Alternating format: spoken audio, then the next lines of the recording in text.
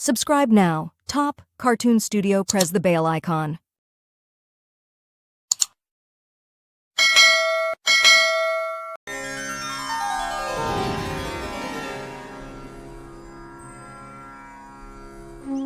नमस्कार दोस्तों, आज हम सुनेंगे भगवान शिव और पार्वती माता की अमर सुहाग देने वाली कहानी।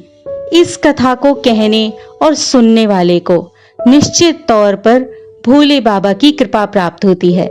तो चलिए शुरू करते हैं। एक ब्राह्मण था, उसकी 5 बेटियां थीं।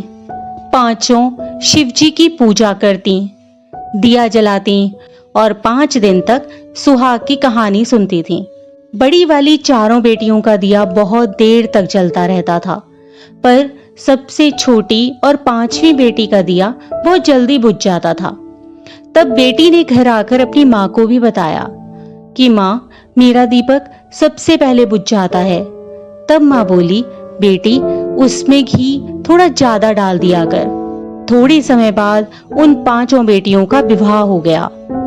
4 बेटियों के घर तो बहुत धनवान थे, पर 5वीं बेटी का पति रोज कमाकर लाता और खाता, फिर भी वह संतोष रखती थी और अपना नसीब मानकर दिन काट रही थी।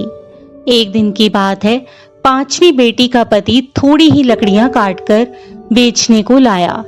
तब उसकी पत्नी ने पूछा, आज इतनी कम लकड़ियां क्यों लाए हो? तब उसने बोला कि मेरी तबीयत ठीक नहीं है। तब 5वीं बेटी ने कहा कि कोई बात नहीं, आप आराम करो। अगले दिन जब उसका पति वापस लकड़ियां काटने जाने लगा, तब वह बोली कि मैं भी आपके साथ चलूंगी। फिर वो दोनों साथ जाकर लकड़ियां काटने लगे। अभी थोड़ी ही लकड़ियां काटी थीं कि उसके पति की तबीयत बिगड़ने लगी और वह बेहोश होकर गिर पड़ा। जंगल में दूर दूर तक कोई नहीं दिख रहा था। अब ना तो उसे अपने साथ ले जा सकती थी और ना ही वह उसे उठा सकती थी।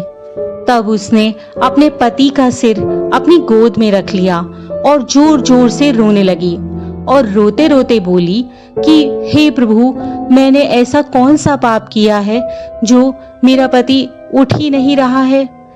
उसी समय महादेव और पार्वती माता पृथ्वी पर भ्रमण करते हुए आए। शिवजी उसे देखकर पार्वती से बोले, देखो इसके साथ कितना बुरा हुआ है। पार्वती जी बोली, तो आप देख क्या रहे हो, हमें इसकी मदद करनी चाहिए। तब वे दोनों उसके पास गए। उन्होंने उसका हाल चाल पूछा तो 5वीं बेटी ने सारी बात बता दी। सारी बात सुनकर शिवजी बोले कि तुम इसे घर क्यों नहीं ले जाती, यह तो मर चुका है। तब वह बोली, मैं कहीं नहीं जाऊंगी, और जोर जोर से रोने लगी। तब शिवजी को उस पर दया आ गई और बोले कि तू वही है न जिसका दिया सबसे पहले बुझ जाता था?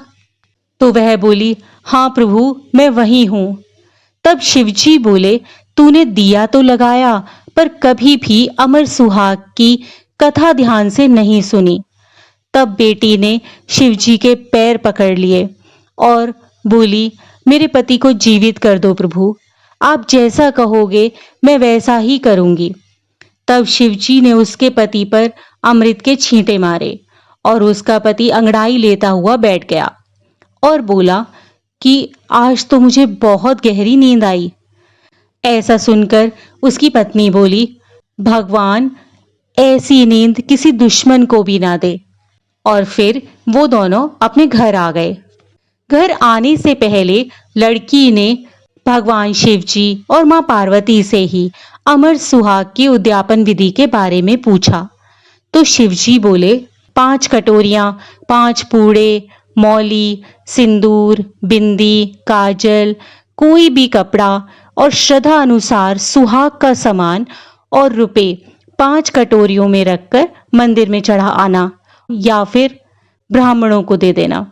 एक कटोरे में सभी सुहाग का सामान, कपड़ा जैसे कोई ब्लाउज पीस और रुपए महादेव जी के मंदिर में चढ़ाना और एक स्टील के दीपक में घी और बत्ती लगाकर महादेव के आगे जोत जलाना और बची हुई 4 कटोरियों को अपनी बहन बेटियों, सास, नंद, जेठानी कोई भी बड़ा हो तो उसे दे देना, या फिर कोई ना मिले तो ब्राह्मण को दे देना। इसी विधि से उस 5वीं बेटी ने उद्यापन किया।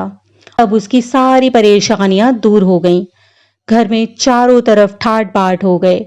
उन्हें संतान का सुख भी मिला और दोनों सुखपूर्वक अपना जीवन बिताने लगे। हे भोलेनाथ, जैसा आपने इस बेटी को अमर सुहाग दिया, वैसा ही हर सुहागन को देना और उसका सुहाग अमर करना। इसी प्रकार की अन्य व्रत एवं पौराणिक कथा कहानियों के लिए हमारे चैनल को सब्सक्राइब और शेयर करें, ताकि आप भी दूसरों तक इन्हें पहुंचाकर धर्म लाभ प्राप्त कर सकें।